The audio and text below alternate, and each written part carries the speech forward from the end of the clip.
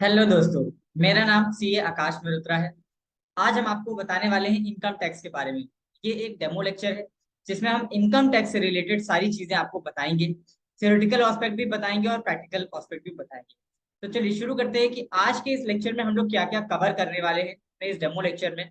सबसे पहले हम आपको बताएंगे कि इनकम टैक्स एक्ट क्या होता है, किन लोगों को इनकम टैक्स रिटर्न फाइल करना मैंडेटरी होता है, क्या ड्यू डेट होती है, कब तक रिटर्न फाइल करना होता है, और क्या स्लैब रेट है यानी कि किस रेट से इनकम टैक्स को जमा कराना होता है। ठीक है। इनकम टैक्स अगर हमने टाइमली नहीं फाइल किया तो क्या हो सकता है। इनकम टैक्स से रिलेटेड यदि आप हमारे बैच को ज्वाइन करते हैं तो आपको क्या जॉब अपॉर्चुनिटीज मिलेंगी, और इससे रिलेटेड और क्या चीजें हैं जो आपको इनकम टैक्स एक्ट में मदद करने वाली है। ये सारी चीजें आज हम आपको बताने वाले हैं। कुछ प्रैक्टिकल एस्पेक्ट भी हम कवर करेंगे जिसमें हम आपको बताएंगे कि पैन कार्ड के लिए एप्लीकेशन कैसे दी जाती है, पैन कार्ड आने के बाद इनकम टैक्स पोर्टल पर पैन को कैसे रजिस्टर किया जाता है, आईटीआर 1 2 3 4 5 6 7 की फाइलिंग कैसे करी जाती है। ये हम ऑनलाइन फाइलिंग करके भी बताएंगे अपने पूरे बैच में। लेकिन डेमो लेक्चर की कवरेज है तो हम आपको ये बताएंगे कि प्रैक्टिकल एस्पेक्ट हम क्या क्या सीखने वाले हैं अपने इस पूरे बैच में। ठीक है। ओल्ड रिजीम में कैसे रिटर्न जाएगा, नए रिजीम में कैसे जाएगा, ऑनलाइन यूटिलिटी के थ्रू कैसे जाएगा और ऑफलाइन यूटिलिटी के थ्रू कैसे जाएगा। हम आपको यहाँ बताना चाहेंगे कि हम लोग क्लियर टेक्स से फाइलिंग करते हैं तो क्लियर टेक्स से भी आपको सिखाएंगे फाइल करना। प्रिजेम्पटिव स्कीम क्या होती है जो कि आईटीआर 4 सुगम में लगती है। ठीक है, इसके इसकी भी डिटेल आपको दी जाएगी। चालान, आपका इनकम टैक्स रिटर्न रेडी हो गया, अब आपको चालान जमा कराना है तो चालान 280 हम कैसे जमा कराएंगे, ऑफलाइन जमा कराएंगे या ऑफलाइन जमा कराएंगे, इसके बारे में भी आपको बताएंगे। रिलेटेड रिटर्न क्या होता है, रिवाइज रिटर्न क्या होता है, अपडेटेड रिटर्न क्या होता है, इसके बारे में भी आपको बताएंगे। ठीक है। 26 एएस में अगर कोई इनकम आ रही है, एआईएस में अगर कोई इनकम आ रही है, उसको हम अपने आईटीआर से कैसे मैच करवा कर डालें जिससे कि बाद में नोटिस आने के चांसेस कम से कम हो जाए या ना हो। ठीक है। अगर हमारा कोई रिफंड बन रहा था तो हम उस रिफंड को कैसे लें, रिटर्न रिफंड फेल हो गया है उसको कैसे अप्लाई करें, रिटर्न वापस कैसे आ जाए रिफंड, इसके बारे में भी बताएंगे। कैसे अगर कोई डिमांड खड़ी करी गई है जो कि डिपार्टमेंट ने कहा है कि जमा करवाने की डिमांड है, उसको कैसे खत्म करवाया जा सकता है, क्या वो गलतियां हैं जो हो जाती हैं जिससे रिलेटेड इनकम टैक्स की डिमांड आ जाती है। ठीक है। रेक्टिफिकेशन रिटर्न के बारे में भी बताएंगे। और अगर डिपार्टमेंट ने कोई नोटिस जारी कर दी है तो उसका रिप्लाई कैसे करें और उनके जो कॉन्सिक्वेंसेज है उससे कैसे बचा जा सकता है। तो ये पूरा जो एस्पेक्ट है वो हम अपने पूरे इस कोर्स में कवर करने वाले हैं इनकम टैक्स एक्ट के। लेकिन ये जो कि डेमो लेक्चर है तो हम आपको एक ब्रीफिंग हर चीज के बारे में बताएंगे कि कैसे कैसे हम क्या कवर करने वाले हैं। तो चलिए शुरू करते हैं हम। सबसे पहले बात करेंगे इनकम टैक्स एक्ट क्या होता है। देखिए, इनकम टैक्स एक्ट को समझने से पहले आप दो चीजें ये समझिए, एक होता है डायरेक्ट टैक्स, एक होता है इनडायरेक्ट टैक्स। ठीक है। डायरेक्ट टैक्स का मतलब ये होता है कि जितनी आपने इनकम कमाई है पूरे साल में उस पर आपको गवर्नमेंट को खुद टैक्स देना है। लेकिन इनडायरेक्ट टैक्स जैसे कि जीएसटी, उसमें क्या होता है कि कमाई पर टैक्स नहीं लगता है, उसमें sale of goods and services पर टैक्स लगाया जाता है जो कि जमा करवाता है एक इंसान लेकिन अल्टीमेटली बॉन्ड किया जाता है बाई कंज्यूमर। तो वो एक इनडायरेक्ट टैक्स होता है। लेकिन इनकम टैक्स एक्ट एक डायरेक्ट टैक्स है। यहाँ पर आप खुद जो कमाते हैं वो सरकार को देते हैं। तो सरकार ये कहती है कि आपने अगर कमाया तो हमें दीजिए, ठीक है, अगर नहीं कमाया तो मत दीजिए। तो ये एक तरीके का प्रोग्रेसिव टैक्स है। अगर आपकी कमाई होती है, जैसे कि इनकम टैक्स एक्ट में स्लैब्स हैं कि अगर आपने 2.5 लाख तक कमाया तो कोई टैक्स नहीं देना है आपको, 2.5 से 5 लाख कमाया तो 5% देना है, 5 से 10 कमाया तो 20% देना है, 10 से ऊपर कमाया तो 30%। तो जैसे जैसे आपकी इनकम बढ़ती है वैसे वैसे सरकार ये डिमांड करती है कि भाई आपको मिला ना तो हमें भी चाहिए। एक ये कंसेप्ट यहाँ पर याद रखना है, आपको मिला ना हमें भी चाहिए। तो आपको मिला मतलब हमें भी चाहिए। तो सरकार चाहिए वाली स्थिति में तब आती है जब आपके पास कमाई ज्यादा हो जाती है, जब आपकी कमाई ज्यादा बढ़ जाती है। लेकिन अब इस चाहिए वाली चीज में इन्होंने इम्प्लीमेंट ये किया कि कैसे हम डिक्लेयर करें अपनी इनकम सही सही, और किस तरह से हम उस टैक्स को जमा करवाएं गवर्नमेंट तक दें। ठीक है। तो ये है income tax act. Income tax act के माध्यम से सरकार कर वसूली करती है, मतलब पैसा आपकी जेब से निकलवाती है एक सर्टेन अमाउंट, 5%, 10%, 20%, जितनी आपकी कमाई, आप जितना ज्यादा कमाएंगे आपको उतना ज्यादा टैक्स देना होगा, कम वाले को नहीं देना होगा। ठीक है। ये है इनकम टैक्स। अब किन लोगों को रिटर्न फाइल करना होगा। देखिए, फाइल तो सभी लोगों को करना है, कुछ लोगों के लिए मैंडेटरी है, कुछ लोगों के लिए ऑप्शनल है। अब ये जान लेते हैं कि किनके लिए मैंडेटरी है, किनके लिए ऑप्शनल है और किनको कौन सा रिटर्न भरना हो। ठीक है।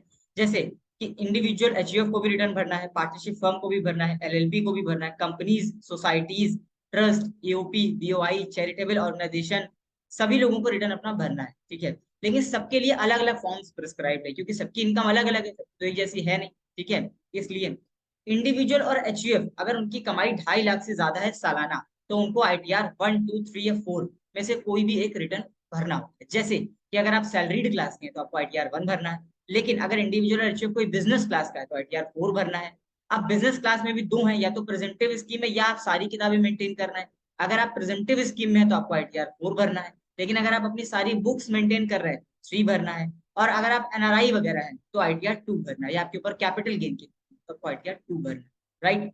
अब ये कुछ चीजें, कुछ कीवर्ड्स ऐसे आ रहे हैं जो अभी आपको लगेगा कि ये नए हैं, ये क्या है प्रेजेंटेबल। हम अपने बैच में ये सारे कंसेप्ट आपको क्लियर करके देंगे कि प्रेजेंटेबल स्कीम क्या होती है, 2 किसके लिए जाता है, 3 किसके लिए, सब हम क्लियर करेंगे आपको। अभी हम आपको सिर्फ ब्रीफ कर रहे हैं, ठीक है।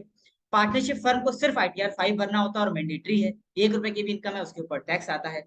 एलएलपी को भी आईटीआर 5 भरना है, मैंडेटरी है। कंपनीज को आईटीआर 6 भरना है, ये भी मैंडेटरी है। सोसाइटीज 5 या 7 में से कोई एक ले सकती है। कौन सा लेंगे ये हम आपको बैच में बताएंगे, कि जिनके पास एग्जेम्पशन होती है वो 7 लेती है, जिनके पास एग्जेम्पशन नहीं होती है वो 5 लेती है। ऑल्दो सोसाइटी, ट्रस्ट, ईओपी और चैरिटेबल ऑर्गेनाइजेशन को बनाने का पर्पस कोई भी पैसा कमाना नहीं होता है, सिर्फ इनकम डिक्लेरेशन होता है, तो इन पर कोई भी टैक्स नहीं लगाया जाता है। कब? जब आपके पास एग्जेम्पशन हो, 12AA की या 1023C की। ये भी कैसे ली जाती है हम आपको इस बैच में पूरे बताएंगे कि किस तरह से इस एग्जेम्पशन को क्लेम किया जाता है, ठीक है। इनकी अगर इनकम 2.5 लाख से ज्यादा है तो आपको आईटीआर फाइल करना मैंडेटरी है। आपके पास अगर एग्जेम्पशन है तो आपके ऊपर जीरो टैक्स है, एग्जेम्पशन नहीं है तो आईटीआर 5 भरेंगे, टैक्स आ जाएगा, ठीक है। अपडेटेड रिटर्न क्या होता है?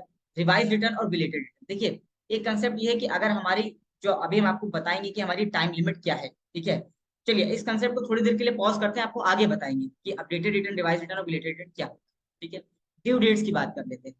अगर आपको ऑडिट कराने की रिक्वायरमेंट नहीं है, मतलब सिर्फ रिटर्न को फाइल करना है, कोई ऑडिट नहीं कराना है। ऑडिट कब कराना होता है?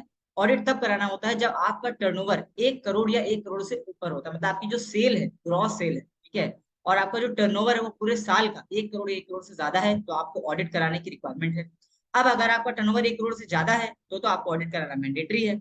अगर आपको ऑडिट कराना मैंडेटरी है तो आपकी लास्ट डेट बढ़ करके हो जाती है 30 सितंबर। लेकिन अगर आपका टर्नओवर 1 करोड़ से कम है, आप छोटे व्यापारी हैं, ठीक है, या आप सैलरीड क्लास के हैं, आपको ऑडिट नहीं कराना है, तो आपकी लास्ट डेट होती है 31 जुलाई। तो यहाँ पर दो डेट है, 31 जुलाई, 30 सितंबर। अगर आपको ऑडिट कराना है तो 31 जुलाई। अगर आपको ऑडिट नहीं, अगर आपको ऑडिट कराना है तो 30 सितंबर, ऑडिट नहीं कराना है तो 31 जुलाई। कब कराना है कब नहीं कराना है इसकी डिटेल्ड डिस्कशन हम अपने पूरे बैच में करने वाले हैं, ठीक है। तो आपको हम एक एक कंसेप्ट बताएंगे। कौन से ऑडिट, अगर आपको ऑडिट कराना है तो इनकम टैक्स रिटर्न तो जाएगा ही जाएगा 30 सितंबर तक, लेकिन एक साथ में फॉर्म 3C और 3CB भी जाता है।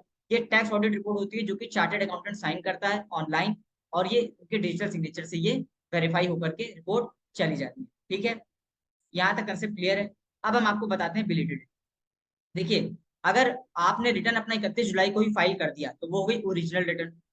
अगर आपने उसको 31 जुलाई के बाद फाइल किया, ठीक है, लेकिन 31 दिसंबर से पहले किया, तो वो हो गई बिलेटेड रिटर्न, यानी कि लेट फाइल किया आपने। लेकिन लेट की भी टाइम लिमिट कब तक है? 31 दिसंबर तक की। समझ गए आप बात को, ठीक है। अब अगर 31 दिसंबर को भी आप भूल गए, ठीक है, उसके बाद आपने फाइल किया, तो उसे कहेंगे हम अपडेटेड रिटर्न। मतलब पुराने सालों की कोई इनकम है, इस समय दो स्कीम चल रही है, असेसमेंट ईयर 21-22 और 22-23 का आप अपडेटेड रिटर्न फाइल कर सकते हैं। अगर आप भूल गए, मतलब ओरिजिनल रिटर्न भी भूल गए, बिलेटेड रिटर्न भी भूल गए, उसके बाद फाइल करना है तो कौन सा करेंगे? अपडेटेड रिटर्न, ठीक है। लेकिन अब आपने ओरिजिनल रिटर्न फाइल किया 31 जुलाई को, मान लीजिए आपको याद आया 5 अगस्त को कि भैया हमसे एक इनकम छूट गई है दिखाना, तो हम क्या करेंगे? उस रिटर्न को रिवाइज कर देंगे। कंसेप्ट क्लियर है? अपडेटेड रिटर्न, रिवाइज रिटर्न और बिलेटेड का। बिलेटेड हम तब फाइल करते हैं जब रिटर्न भूल गए 31 जुलाई तक, लेकिन उस साल के 31 दिसंबर तक फाइल करेंगे तो बिलेटेड रिटर्न। अगर 31 दिसंबर निकलने के बाद फाइल कर रहे हैं, मतलब आगे के आने वाले 1-2 सालों में कर रहे हैं, तो वो अपडेटेड रिटर्न।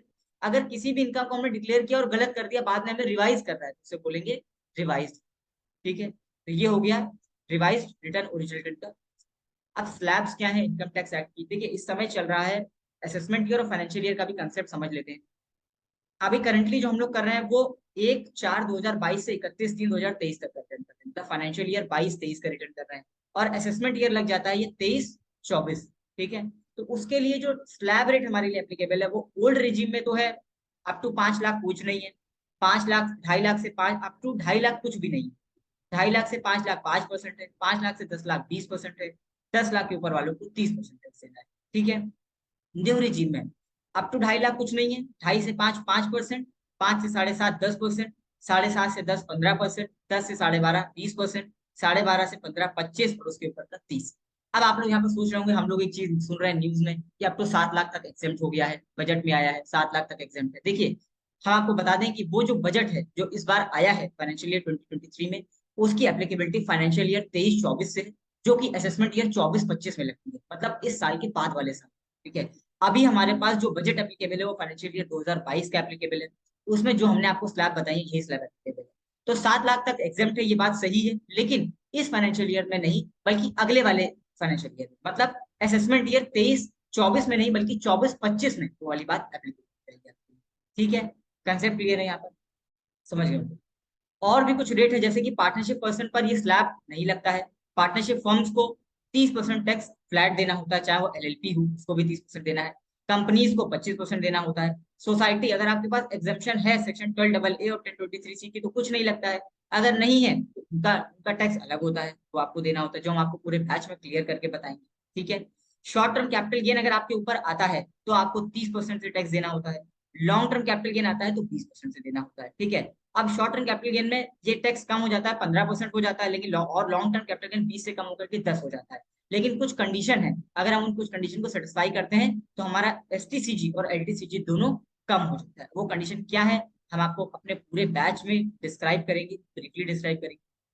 अब अगर आपने इनकम टैक्स रिटर्न फाइल नहीं किया, तो हमने आपको बताया था 31 जुलाई तक फाइल नहीं किया तो 31 दिसंबर तक डिलीटेड कर दीजिए। 31 दिसंबर तक भी नहीं किया तो आप अपडेटेड रिटर्न फाइल कर दीजिए। ठीक है, लेकिन अगर आपने कुछ लेकिन अगर आप करना चाहते हैं 31 जुलाई के बाद, तो सरकार ने कहा कर तो सकते हैं, लेकिन कुछ पैसे और दीजिए तब करेंगे, ऐसे नहीं करने देंगे। जैसे कि अगर उन्होंने कहा कि आप बिलेटेड रिटर्न फाइल करना चाहते हैं तो 1,000 रुपए की लेट फीस दीजिए, अगर आपकी टोटल इनकम 5 लाख से कम है। राइट, अगर आपकी टोटल इनकम 5 लाख से ज्यादा है तो आप 5,000 की लेट फीस दीजिए। तो 1,000 और 5,000, अगर आप बिलेटेड रिटर्न करा रहे हैं तो भी और अपडेटेड रिटर्न करा रहे हैं तो भी, अगर आपकी इनकम 5 लाख से कम है तो 1,000 रुपए दीजिए, 5 लाख से ज्यादा है 5,000 रुपए दीजिए। याद रखिएगा, ये टैक्स के अलावा है लेट फीस, माने आपके ऊपर जो टैक्स आ रहा है वो तो आप जमा कराएंगे ही कराएंगे, साथ में 1,000 और 5,000 ये भी आप लेट फीस भी जमा कराएंगे, और साथ में 1% पर मंथ और पार्ट ऑफ मंथ आपको ब्याज भी देना पड़ेगा। समझ गए आप बात, ब्याज भी देना है, टैक्स भी देना है, और लेट फीस भी देनी है, तीनों चीजें देनी है। ठीक है, क्यों? क्योंकि आपने 31 जुलाई और 30 सितंबर के बाद अपने समय से कर लेते तो कुछ नहीं देना होता, खाली टैक्स। समझ गए? अब हम आपको कुछ चीजें और भी बताएंगे जो हम अपने इस बैच में आपको डिस्क्राइब करने वाले हैं, बताने वाले हैं, जैसे कि शॉर्ट टर्म कैपिटल गेन और long term capital gain shares पर कैसे निकाला जाता है, म्यूचुअल फंड पर कैसे निकाला जाता है, इंट्राडे ट्रेडिंग का जो प्रॉफिट और लॉस है उसको कैसे निकाला जाता है, उसको कैसे आईटीआर में शो किया जाता है, फ्यूचर्स एंड ऑप्शन अगर आप करते हैं तो उसको आपको कैसे अपने आईटीआर में शो करना है, अगर आपने कोई प्रॉपर्टी बेची है तो उसका कैपिटल गेन आपको कैसे निकालना है, प्रॉपर्टी बेचते समय आपको इंडेक्सेशन बेनिफिट कैसे मिलेगा, ये आप को कैसे निकालना है, ये भी हम आपको अपने इस बैच में बताने वाले हैं। साथ ही साथ प्रिजम्पटिव स्कीम क्या होती है ये भी हम आपको बताएंगे। तो बहुत सारी चीजें जो हम आपको इस बैच में बताने वाले हैं। देखिए, अब ये तो हमने आपको थ्योरेटिकल एस्पेक्ट है जो हमने अभी आपको ब्रीफ किया। अब ये जान लेना बहुत जरूरी है कि इनकम टैक्स एक्ट के इस कोर्स को करने के बाद आपको क्या क्या जॉब अपॉर्चुनिटीज मिल सकती है। देखिए, सबसे पहला और सबसे बेस्ट जो फीचर है वो ये कि ये सर्टिफाइड कोर्स है, आपको सर्टिफिकेट प्रोवाइड किया जाएगा। आप कहीं पर भी जाते हैं इस बैच को सीख करके तो आपकी नॉलेज और आपकी स्किल, जो टैक्सेशन स्किल है, उसको कहीं ना कहीं जहां पर भी आप जाएंगे जॉब के लिए, कॉर्पोरेट्स में जाते हैं आप या आप अपना बिजनेस रन करते हैं, तो ये नॉलेज आपके लिए बहुत काम आने वाली है कि किस तरह से इनकम टैक्स की फाइलिंग होती है, किस तरह से इनकम टैक्स के ट्रांजेक्शन को शो किया जाता है। तो चाहे आप अपना बिजनेस करें, चाहे आप कॉर्पोरेट में जाएं, आपके लिए ये स्किल बहुत काम आने वाली है। आगे चल के आपकी पर्सनालिटी डेवलपमेंट में, आपकी कॉन्फिडेंस के डेवलपमेंट में, कई सारे एस्पेक्ट्स में आपको ये कोर्स बहुत काम आने वाला है। ठीक है, सर्टिफिकेट्स आपको प्रोवाइड किए जाएंगे जैसा कि हमने। ठीक है, क्या क्या कंटेंट मटेरियल हम आपको देने वाले हैं। देखिए, प्रॉपर चार्ट नोट आपको दिया जाएगा, पीपीटी के नोट्स दिए जाएंगे, ई बुक दी जाएगी, और सारा कंटेंट जो भी हम आपको प्रोवाइड करेंगे वो बिल्कुल सिंप्लीफाइड में होगा। तो निश्चिंत रहिए, कम से कम कंटेंट मटेरियल से आप बिल्कुल निश्चिंत रहिए, हम आपको एक अच्छा कंटेंट मटेरियल प्रोवाइड करवाएंगे जिसमें प्रॉपर चार्ट नोट्स वगैरह होंगे, पीपीटी नोट्स होंगे, ई बुक्स होंगी। ठीक है, ये सारी चीजें हम आपको प्रोवाइड करवाने वाले हैं, जिसको आप पढ़ करके आपके चूंकि ज्यादातर प्रैक्टिकल एस्पेक्ट्स ही हम डिस्कस करने वाले हैं, थ्योरेटिकल कम रखेंगे, थ्योरी हम उतनी ही बताएंगे आपको जितनी कि प्रैक्टिकल को करने के लिए आपको मददगार साबित होने वाली है, लेकिन बुक्स में हम आपको सारी चीजें कवर करके वाले हैं।